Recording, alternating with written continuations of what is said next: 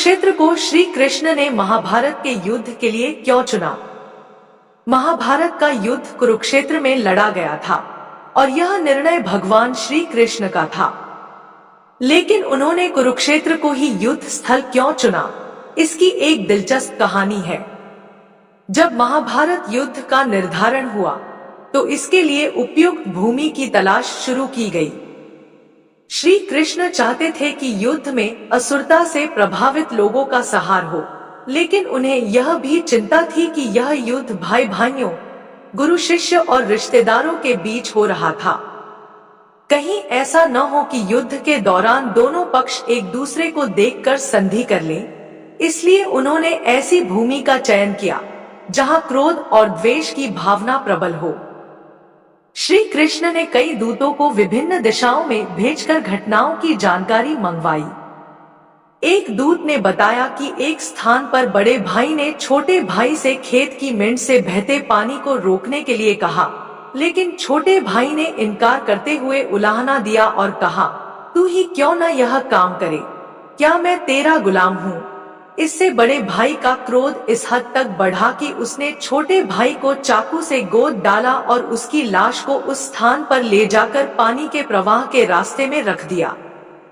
यह नृशंसता सुनकर श्री कृष्ण ने निर्णय लिया कि यह भूमि भाई भाई के युद्ध के लिए उपयुक्त है, क्योंकि यहाँ पहुँचने पर दोनों पक्षों के बीच प्रेम या संधि की संभावना न के बराबर होगी। यही भूमि कुरुक्षेत्र थी जहां महाभारत का युद्ध हुआ।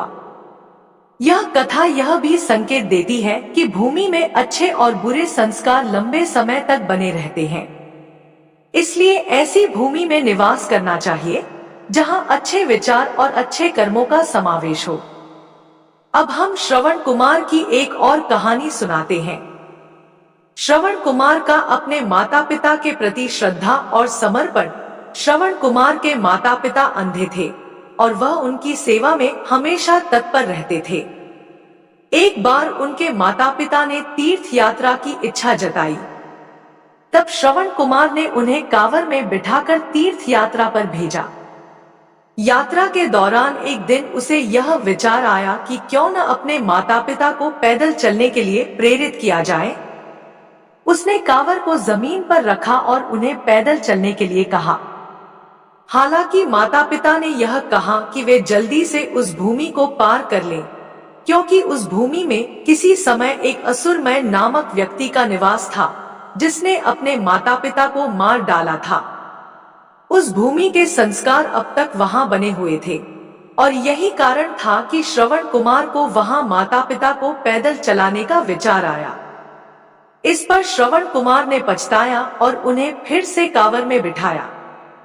यह कथा भी यह दर्शाती है कि भूमि पर हर स्थान के अपने विशेष संस्कार होते हैं, जो हमारे विचारों और क्रियाओं पर प्रभाव डालते हैं।